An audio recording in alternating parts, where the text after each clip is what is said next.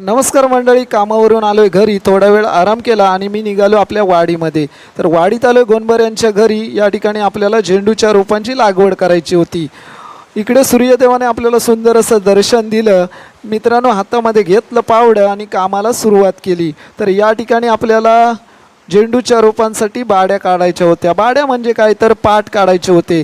तर गेल्या वर्षी देखील आपण 100 रोपांची लागवड केली होती. इकडे गावठी कोंबड्याची जोडी बागडताना दिसली. त्यानंतर पुन्हा आपण कामाला सुरुवात केली. टी टाईम झाला. टी टाईममध्ये कोरी चहा आणि बिस्किट घेतलं आणि आपण काम सुरू केलं. तर मित्रांनो, बघता बघता या ठिकाणी एका दळ्यामध्ये 9 बाड्या आपल्या करून झालेल्या आहेत.